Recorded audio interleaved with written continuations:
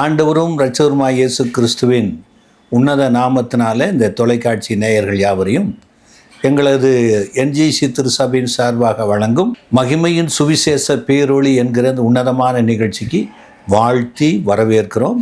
உங்களுடைய ஆதரவும் உங்களுடைய விருப்பங்களையும் நீங்கள் எங்களுக்கு தெரியப்படுத்துவீர்களானால் இன்னும் நாங்கள் உற்சாகத்தோடு இந்த ஊழியத்தில் உங்களோடு இடைப்பட முடியும். திரளான மக்கள் கண்டு ஆசீர்வாதத்தை பெற்று வருகிறீர்கள். தொடர்ந்து இந்த ஆசீர்வாதங்களுக்குரியவர்களாக உங்களை ஆயத்தப்படுத்த மற்றவர்களுக்கும் இந்த சுவிசேஷ சத்தியங்களை வெளிப்படும்படியாக அவர்களுக்கு அறிமுகப்படுத்தும்படி உங்களை கேட்டுக்கொள்கிறேன். அது நீங்கள் ஆண்டவர் செய்யக்கூடிய உன்னதமான ஊழியத்தின் ஒரு பகுதியாக இருக்கும். அன்பு தேவனுடைய பிள்ளைகளை, இந்த நாளில் இறுதியுமே யுத்தம் சிலுவையில் வெற்றி என்கிற இந்த உன்னத நிகழ்ச்சிக்கு உங்களை வரவேற்கிறோம். ஆக இந்த உலகத்தில் ராஜ்யத்துக்கு ராஜ்யம் யுத்தம் நடக்கும், பட்டணத்துக்கு பட்டணம் யுத்தம் நடக்கும், மனுஷருக்கு மனுஷர் யுத்தம் நடக்கும். ஆனால் ஒரு மனிதனுக்குள்ளே நடக்கிற யுத்தத்தை குறித்து ஆண்டவர் இங்கே தெளிவான சிஷ்டாந்தங்களை நம்ம கொடுத்திருக்கிறார். அதை குறித்து தான் நாம் இந்த நாளில் கொஞ்சம் விரிவாக இந்த சத்தியத்தை பார்க்க போகிறோம். கடந்த நாட்களில் ஒரு மனிதனுடையதான மனம், ஆவி, சரீரம் மூன்றும் மறுரூபம் ஆவதை குறித்து உங்களுக்கு சிஷ்டாந்தப்படுத்தி தேவனுடைய வார்த்தைகளை கொடுத்தேன். அநேகர் அதை கண்டு தேவனை மகிமைப்படுத்தினீர்கள். இன்றைக்கு இந்த உள்ளான மனிதன், அதாவது மாம்ச சிந்தை, ஆவியின் சிந்தை என்கிற இந்த உள்ளான மனிதன் ஒருவருக்கொருவர் நடக்கக்கூடிய யுத்தத்தினால எப்படி மனிதன் தேவனுக்குள்ளே பரிபூரணமாகக்கூடாதபடி தடையாக இருக்கிறது என்பதை குறித்து உங்கள் மத்தியில் இந்த சத்தியங்களை நான் உனக்கு வைக்க விரும்புகிறேன். 1 பேதுரு 2ஆம் அதிகாரம் 11வது வசனம். பிரியமானவர்களே, அந்நியர்களும் பரதேசிகளுமாயிருக்கிற நீங்கள் ஆத்துமாவுக்கு விரோதமாய் போர் செய்கிற மாம்ச இச்சைகளை விட்டு விலகி. ஆக அந்நியரும் பரதேசிகளுமாயிருக்கிற நாம் நமது ஆத்துமாக்களுக்கு விரோதமாய் போர் செய்கிற மனிதனுக்குள்ளாக இருக்கிற இச்சைகளை விட்டு விலக வேண்டும். ஏனென்றால் சங்கீதம் 55 அதிகாரம் 21வது வசனம் சொல்கிறது, அவன் வாயின் சொற்கள் வெண்ணெயைப் போல மெதுவானவைகள், அவன் இருதயமோ யுத்தம். ஆக மனிதனுடைய இருதயமானது ஒரு யுத்தம். இந்த யுத்தத்தில் யார் ஜெயிப்பது என்பதை குறித்து தான் இன்றைக்கு நம்ம பார்க்க போகிறோம். இந்த யுத்தம் ஒரு மனிதனுக்குள்ளே நடக்கும் போது அந்த மனிதனுடையதான நிர்பந்தமான வாழ்க்கையை அப்போஸ்தலனாகிய பவுல் தெளிவாக சிஷ்டாந்தப்படுத்தி காண்பிக்கிறார். ஆகவே இந்த பேதுரு சொல்லுகிறாரு, நமது ஆத்துமாக்களுக்கு விரோதமாக போர் செய்கிற மாம்ச இச்சைகளை விட்டு விலகு என்று யாக்கோபு 4 அதிகாரம் 1வது வசனம். உங்களுக்குள்ளே யுத்தங்களும் சண்டைகளும் எதினாலே வருகிறது? உங்கள் அவயவங்களில் போர் செய்கிற இச்சைகளினால் அல்லவா? ஆக வெளிப்படையான யுத்தம், பிரச்சனைகள், போராட்டங்கள் ஏன் வருகிறது என்றால், ஒரு மனிதனுக்குள்ளாக இருக்கிற எந்த மாம்ச இச்சையும் ஆத்துமாவுக்கு விரோதமாக போர் செய்கிற நமது அவயங்களுமே என்று யாக்கோபு சிஷ்டாந்தப்படுத்துகிறார். ஆகவே அன்பு தேவனுடைய பிள்ளைகளே, ஒரு மனிதனுக்குள்ளே நடக்கிற அந்த யுத்தத்தை குறித்து ஆண்டவராகிய இயேசு கிறிஸ்து தன் உவமையை நமக்கு எடுத்து காட்டுகிறார். மத்தேயு 12வது அதிகாரம் 35வது வசனம். நல்ல மனுஷன் இருதயமாகிய நல்ல பொக்கிஷத்திலிருந்து நல்லவைகளை எடுத்து காட்டுகிறான், பொல்லாத மனுஷன் பொல்லாத பொக்கிஷத்திலிருந்து பொல்லாதவைகளை எடுத்து காட்டுகிறான். இதே வார்த்தையை லூக்கா 6 அதிகாரம் 45வது வசனத்தில் சொல்லப்பட்டிருக்கிறது. நல்ல மனுஷன் தன் இருதயமாகிய நல்ல பொக்கிஷத்திலிருந்து நல்லதை எடுத்து காட்டுகிறான், பொல்லாத மனுஷன் தன் இருதயமாகிய பொல்லாத பொக்கிஷத்திலிருந்து பொல்லாததை எடுத்து காட்டுகிறான், இருதயத்தின் நிறைவினால் அவனவன் வாய் பேசும். ஆக நல்ல மனுஷன் தன் இருதயமாகிய நல்ல பொக்கிஷத்திலிருந்து நல்லவைகளை எடுத்து காட்டுவானாம். பொல்லாத மனுஷன் தன் இருதயமாகிய பொக்கிஷத்திலிருந்து பொல்லாதவைகளை எடுத்து காண்பிப்பானாம். அப்படியானால் இந்த நல்ல மனுஷன் இருதயத்தில் விதைத்து பொக்கிஷமாக்கப்பட்டது யாரு, பொல்லாத மனுஷனுடைய இருதயத்தில் விதைக்கப்பட்டு பொல்லாத காரியத்தை பொக்கிஷமாக வைத்தது யார் என்பதை குறித்து மத்தேயு 13:37 சொல்லுகிறது. அவர் பிரதியுத்தரமாக, நல்ல விதையை விதைக்கிறவன் மனுஷகுமாரன். அதில் 38-39 நிலம் உலகம், நல்ல விதை ராஜ்யத்தின் புத்திரர், களைகள் பொல்லாங்கானுடைய புத்திரர், அவைகளை விதைக்கிற சத்துரு பிசாசு, அறுப்பு உலகத்தின் முடிவு, அறுக்கிறவர்கள் தேவதூதர்கள்.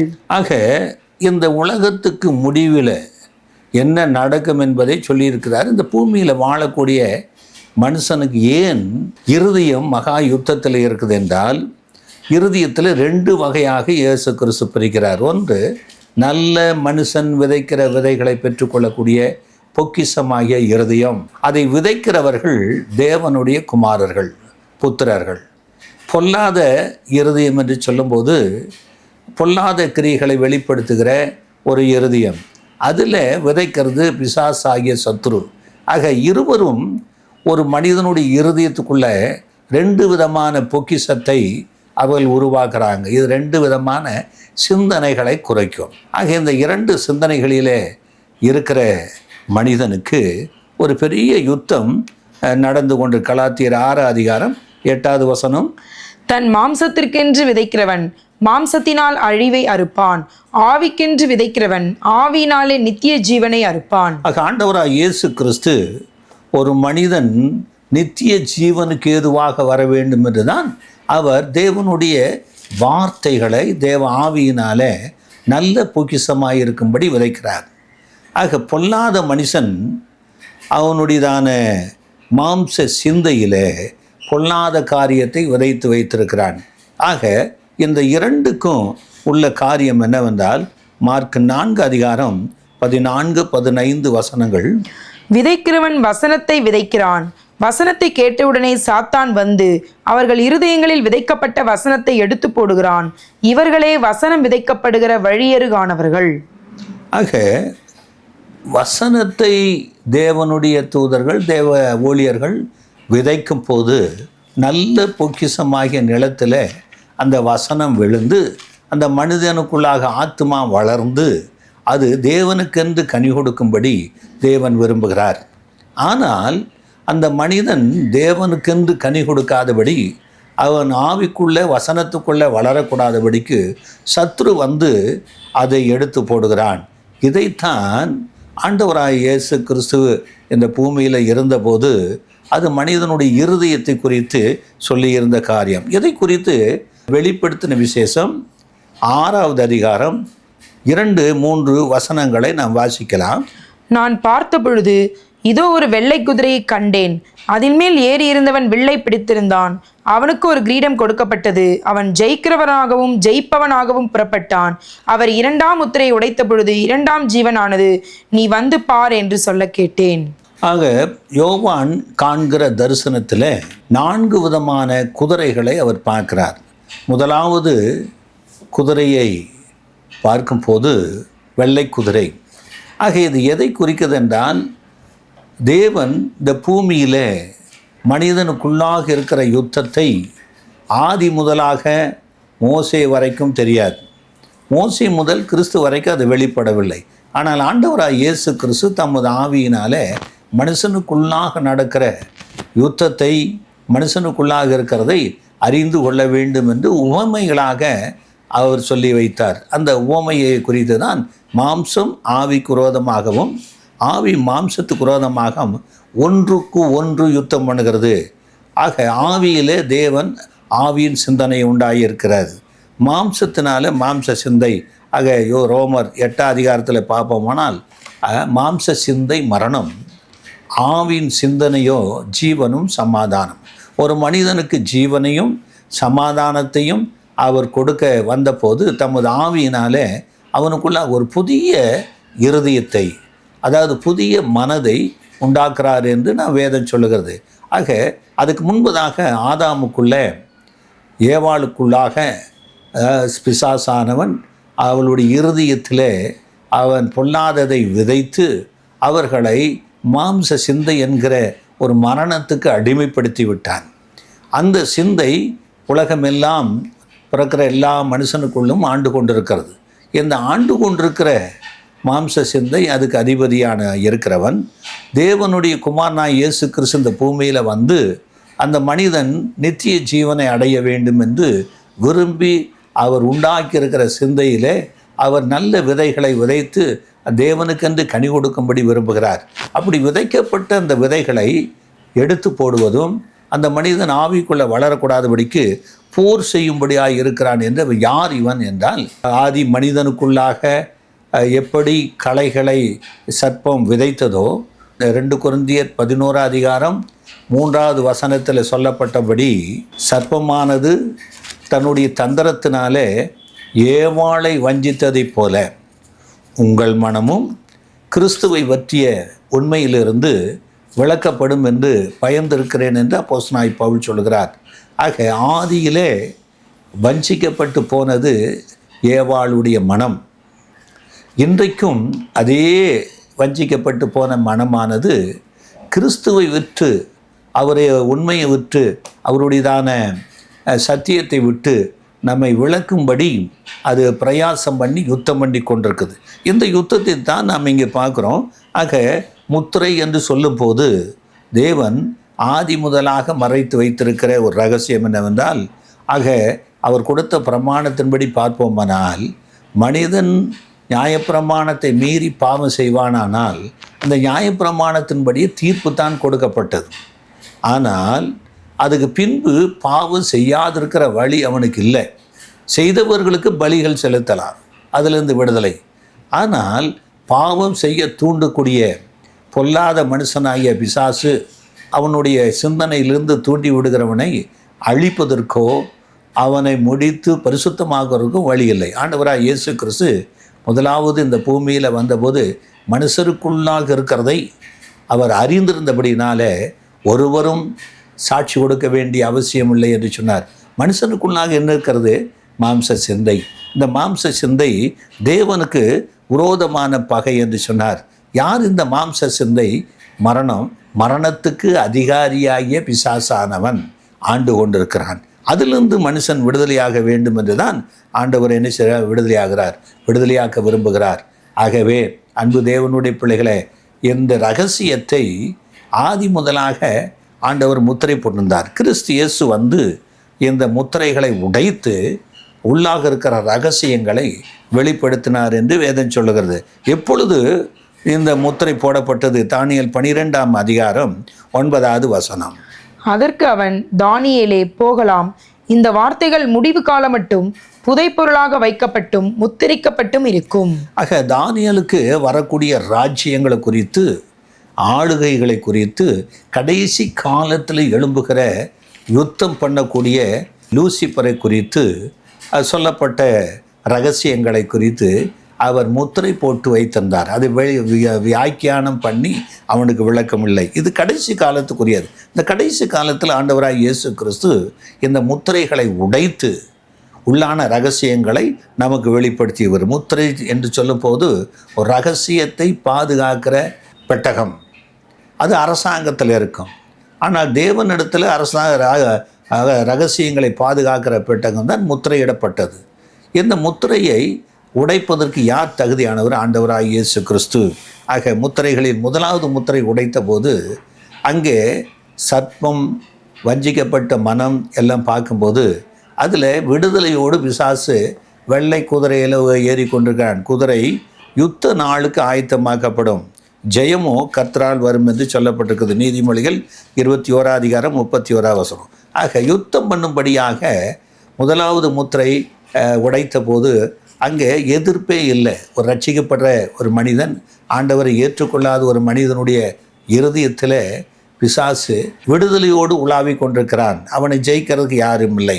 ஆக இரண்டாவது முத்திரையை உடைத்த போது ஜீவனானது வந்து பார் என்று சொல்கிறார். பார்த்தபோது ஒரு மனிதன், வெளிப்படுத்தின விசேஷம் 6 அதிகாரம் 3வது 4வது வசனம். அவர் 2ஆம் முத்திரையை உடைத்த பொழுது 2ஆம் ஜீவனானது, நீ வந்து பார் என்று சொல்ல கேட்டேன். அப்பொழுது சிவப்பான வேறொரு குதிரை புறப்பட்டது. அதின்மேல் ஏறி இருந்தவனுக்கு பூமியில் உள்ளவர்கள் ஒருவரை ஒருவர் கொலை செய்யத்தக்கதாக சமாதானத்தை பூமியிலிருந்து எடுத்து போடும்படியான அதிகாரம் கொடுக்கப்பட்டது. ஒரு பெரிய பட்டயமும் அவனுக்கு கொடுக்கப்பட்டது. ஆக இதனுடைய ரகசியம் என்ன என்பதை சீசர்களுக்குள்ளே முத்திரையிடப்பட்டேன் என்று சொல்லுகிறார். ஏசாயா 29 அதிகாரம் 11வது வசனம். ஆதலால் தரிசனமெல்லாம் உங்களுக்கு முத்திரிக்கப்பட்ட புஸ்தகத்தின் வசனங்களைப் போல் இருக்கும். வாசிக்க அறிந்திருக்கிற ஒருவனுக்கு அதை கொடுத்து, நீ இதை வாசி என்றால் அவன் இது என்னால் கூடாது, இது முத்திரித்திருக்கிறது என்பான். ஆக கிறிஸ்து இயேசு வருகிற வரைக்கும் முத்திரிக்கப்பட்ட இந்த புஸ்தகத்தை கொடுத்து வாசி என்றால் அந்த வசனங்களை வாசிக்க முடியாது, அறிய முடியாது என்று ஏசாயா சொல்கிறார். 8:16. சாட்சி ஆகமத்தை கட்டி என் சீஷருக்குள்ளே வேதத்தை முத்திரையிடு என்றார். ஆக ஆண்டவர் சொல்லி இருக்கிறார், சாட்சி ஆகமத்தை கட்டி என் சீஷர்களுக்குள்ளே முத்திரையிடு என்று சொன்னார். அதுதான் இந்த ஆதி முதலாக இருக்கிற தேவனுடைய ரகசியங்களை சீஷர்களுக்கு முத்திரையிட்டு அதை உடைத்து வாசிக்கும்படியாக தேவன் விரும்புகிறார். ஆகவே வேதம் சீஷர்களுக்குள்ளே என்ன செய்யப்பட்டிருக்கிறது?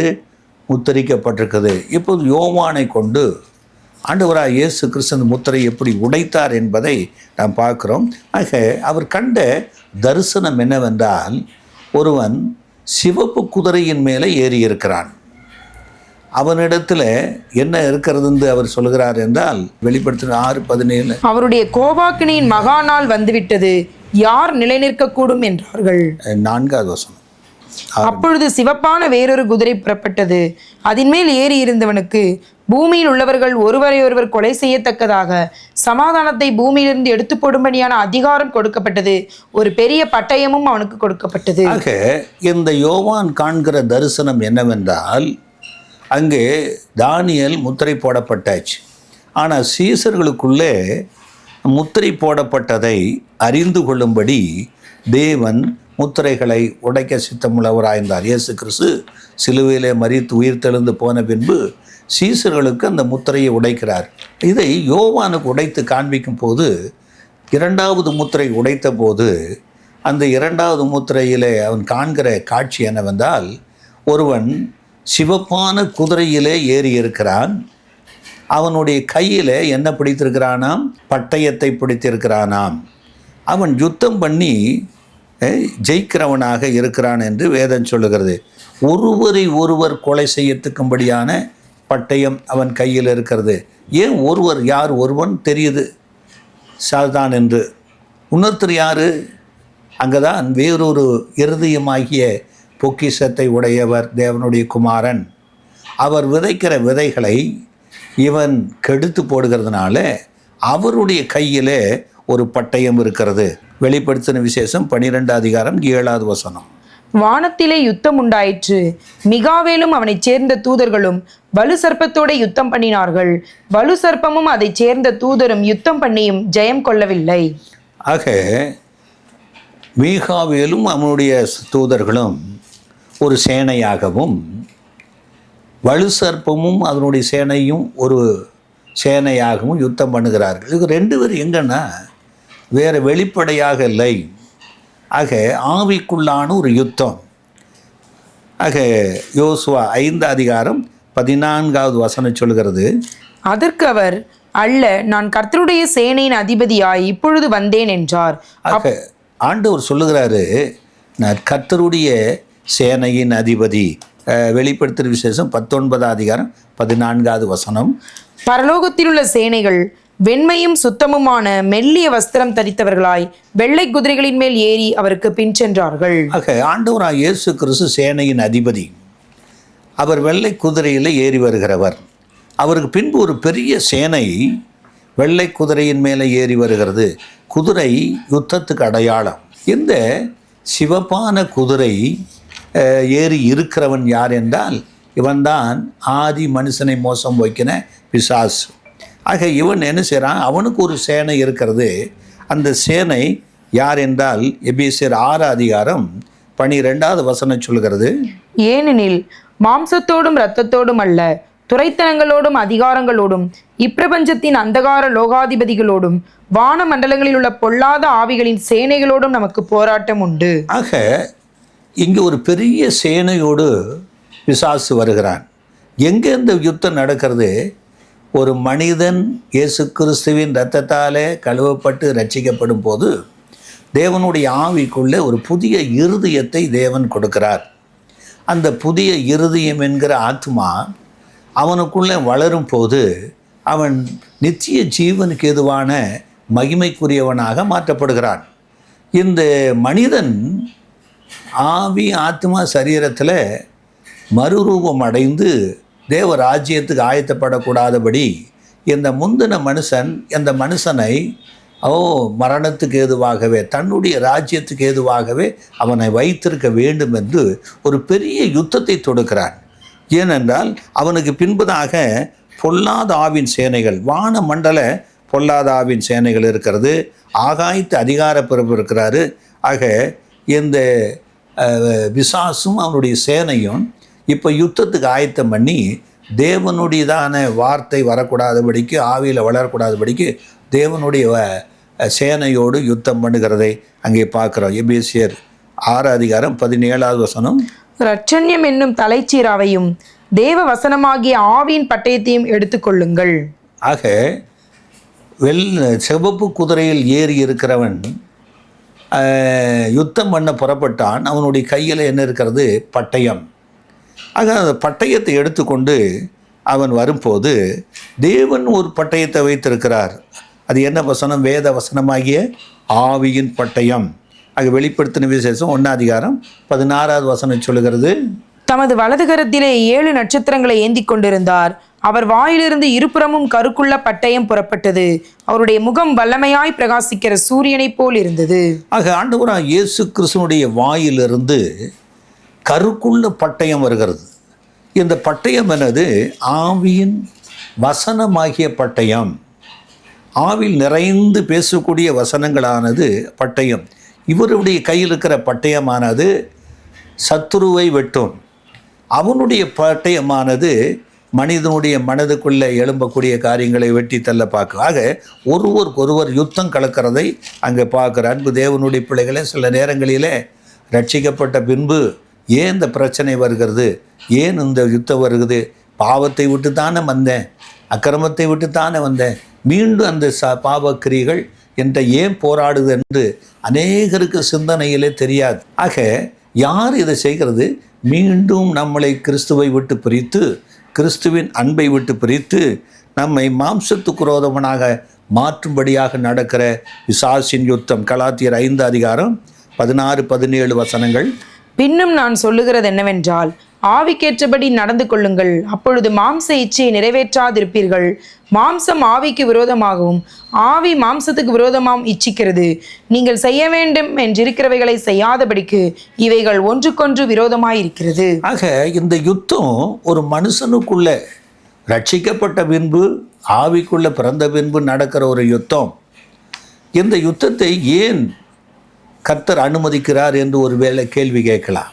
நீங்கள் தேவனுடைய பிள்ளையாகிய கிறிஸ்துவுக்கு ஒப்பாக மாற வேண்டும் என்று அவர் விரும்பி அவருடைய ஆவியின் பட்டயத்தினாலே சத்துருக்கள் கிரிகளை அழிக்கும்படி யுத்தம் பண்ணுகிறார்.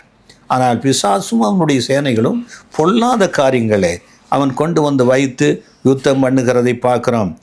கலாத்தியர் 5:17 வசனம், மாம்சம் ஆவிக்கு விரோதமாகவும் ஆவி மாம்சத்துக்கு விரோதமாகவும் இச்சிக்கிறது.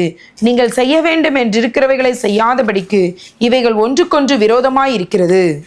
ஆக ஒன்றுக்கொன்று விரோதமாய் இருக்கிறது. ஆக மனிதன் ஆவிக்குள்ளாக செயல்படும்படியாக பிரயாசப்படும் போது அவன் செயல்படக்கூடாதபடிக்கு சத்ரு பயங்கரமான யுத்தத்தை செய்கிறார். அப்படிப்பட்டதான் நிலையில் ஒரு யுத்தத்தை அவன் செய்து கொண்டிருக்கிறதை நாம் பார்க்குறோம். அதனால தான் அன்று சொல்ல ரோமர் 8:5 வசனத்திலிருந்து வாசிக்கலாம். அன்றியும் மாம்சத்தின்படி நடக்கிறவர்கள் மாம்சத்துக்குரியவைகளை சிந்திக்கிறார்கள், ஆவியின்படி நடக்கிறவர்கள் ஆவிக்குரியவைகளை சிந்திக்கிறார்கள். மாம்ச சிந்தை மரணம், ஆவியின் சிந்தையோ ஜீவனும் சமாதானமுமாம். எப்படி என்றால், மாம்ச சிந்தை தேவனுக்கு விரோதமான பகை, அது தேவனுடைய நியாயப்பிரமாணத்துக்கு கீழ்ப்படியாமலும் கீழ்ப்படியக்கூடாமலும் இருக்கிறது. மாம்சத்துக்குட்பட்டவர்கள் தேவனுக்கு பிரியமாய் இருக்க மாட்டார்கள். தேவனுடைய ஆவி உங்களில் வாசமாயிருந்தால் நீங்கள் மாம்சத்துக்குட்பட்டவர்களாய் இராமல் ஆவிக்குட்பட்டவர்களாய் இருப்பீர்கள். கிறிஸ்துவின் ஆவி இல்லாதவன் அவருடையவன் அல்ல. ஆக இங்கே வேதம் சொல்லுது, மாம்சத்தின்படி நடக்கிறவர்கள் தேவனுக்கு பிரியமாய் இருக்க முடியாது. ஆவியினாலே நடத்தப்படுவீர்களான தேவனுடைய பிள்ளைகளாக இருப்போம். ஆக இங்கே மாம்சம் ஆவிக்கு விரோதமாகவும் ஆவி மாம்சத்துக்கு விரோதமாகவும் ஒன்றை ஒன்று இச்சிக்கிறது, யுத்தம் பண்ணுகிறது. இப்படிப்பட்ட யுத்தத்தில் நாம் ஜெயம் பெற வேண்டுமானால் ஆவியின்படி நடக்கிறவர்களுக்கு மாம்ச இச்சைகளை நிறைவேற்றாது இருப்பார்கள். கிறிஸ்துவின் ஆவி இல்லாதவன் அவருடையவன் அல்ல. ஆகவே தேவனுடைய ஆவி உங்களில் வாசமாயிருந்தால் நீங்கள் மாம்சத்துக்கு உட்பட்டவர்களாக இருக்க மாட்டீர்கள். ஆண்டவர் ஆவிக்குள்ளாக நம்மை நடத்த விரும்புகிறார். கொலோசியர் 2:15. துரைத்தனங்களையும் அதிகாரங்களையும் முறிந்து கொண்டு வெளியரங்கமான கோலமாக்கி அவைகளின் மேல் சிலுவையிலே வெற்றி சிறந்தார். ஆக துரைத்தனங்கள் அதிகாரங்களை அவர் என்ன செய்தாராம்?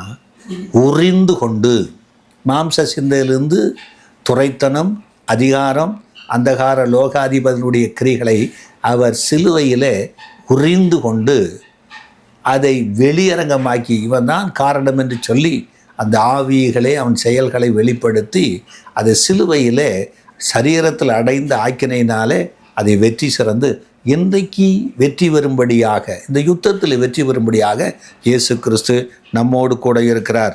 ஆகவே கிறிஸ்துவை நாம் சார்ந்து கொள்வோமானால் நிச்சயமாக நமக்கு வெற்றி உண்டு.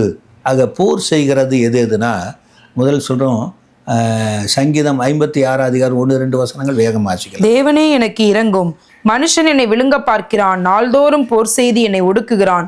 என் சத்துருக்கள் நாள்தோறும் என்னை விழுங்க பார்க்கிறார்கள். உன்னதமானவரே, எனக்கு விரோதமாய் அகங்கரித்து போர் செய்கிறவர்கள் அநேகர். ஆக போர் மனுஷர் மூலமாக வரலாம். 2வது சங்கீதம் 109 3வது வசனம், பகை உண்டாக்கும் வார்த்தைகளால் என்னை சூழ்ந்து கொண்டு முகாந்திரம் இல்லாமல் என்னோட போர் செய்கிறார்கள். ஆக பகையை உண்டாக்கூடிய வார்த்தைகள், சிலர் வார்த்தைகளினாலே போர் செய்கிறார். 3வதான காரியம் தானியேல் 11 25வது வசனம், பின்னும் தென்றிசி ராஜாவுக்கு விரோதமாக பெரிய சேனையோட போர் செய்ய தன் வல்லமையும் தன் ஸ்திரத்தையும் எழுப்புவான். அப்பொழுது தென்றிசி ராஜா மிகவும் பலத்த பெரிய இராணுவத்தோட போய் யுத்தம் கலப்பான். ஆனாலும் அவர்கள் அவனுக்கு விரோதமாக துர்ஆலோசனை பண்ணியிருந்தபடியால் அவன் நிற்க மாட்டான். ஆக அநேகருடைய துர் ஆலோசனை, சத்துரு அப்படிப்பட்டவர்களை எழுப்பான். அந்த ஆலோசனைகளினாலே யுத்தம் பண்ணுவான் என்று சொல்லப்படுது. யாக்கோப்பு 4:1, உங்களுக்குள்ளே யுத்தங்களும் சண்டைகளும் எதினாலே வருகிறது? உங்கள் அவயவங்களில் போர் செய்கிற இச்சைகளினால் அல்லவா? ஆக நமது அவயங்களே நமக்கு விரோதமாக போர் செய்யும். ஆகவே நம்ம அவயங்களை கிறிஸ்து இயேசுவின் அவயங்களாக நாம் ஒப்பு கொடுக்க வேண்டும். இன்னொரு காரியத்தை சொல்கிறோம், 1 பேதுரு 2:11 வசனம், பிரியமானவர்களே, அந்நியர்களும் பரதேசிகளுமாயிருக்கிற நீங்கள் ஆத்துமாவுக்கு விரோதமாய் போர் செய்கிற மாம்ச இச்சைகளை விட்டு விலகி. ஆக அந்நியரும் பரதேசிகளுமாய் இருந்தோம் மாம்ச சிந்தையினால். இன்றைக்கு ஆவிக்கு விரோதமாக, நம்ம ஆத்துமாவுக்கு விரோதமாக போர் செய்கிற இச்சைகளை விட்டு விலக வேண்டும். இப்படி 5 காரியங்களை ஆண்டவர் சொல்லியிருக்கிறார். ஆகவே இப்படிப்பட்ட போராயுதங்கள் பிசாசு கொண்டு நம்மளுடைய வாழ்க்கையை சிதறடிக்க முடியும். ஆனால் ஆண்டவராக இயேசு கிறிஸ்து ஆவியின் பட்டயத்தினால, வசனத்தினால அவனை ஜெயம் எடுக்கிறார். ஒரே ஒரு வார்த்தை சொல்லி முடிக்கிறேன். பிரசங்கி 10 வசனம், இருப்பு ஆயுதம் மழுங்கலாய் இருக்க அதை ஒருவன் தீட்டாமல் போனால் அதிக பலத்தை பிரயோகம் பண்ண வேண்டியதாகும். ஆகையால் ஒரு காரியத்தை செவ்வையாய் செய்வதற்கு ஞானமே பிரதானம். ஆக அன்பு தேவனுடைய பிள்ளைகளே, இரும்பு ஆயுதம் தீட்டலைன்னா மழுங்கலாக இருக்கு, அதிகமாக பலத்தை பிரயோகிக்க பண்ண வேண்டியிருக்கும். ஆகவே உன்னுடைய பட்டயமானது கூர்மையாக இருக்க வேண்டும், தீட்ட வேண்டும். சில நேரங்களிலே ஆவியின் பட்டயத்தை நாம் தீட்டி வைத்திருக்கணும். வசனங்களை கொண்டு தேவனுடைய ஆவியினாலே, ஜெபத்தினாலே, சத்தியத்தினாலே நாம் அதை கேட்டு தீட்டி கொண்டு இருக்கும்போது நம் கையில் இருக்கிற பட்டயம் அவனை என்ன செய்யும்? சத்துருக்களை வெட்டும், அவனுடைய கிரிகளை வெட்டும், அழித்து வெற்றி கொண்டு வரும்.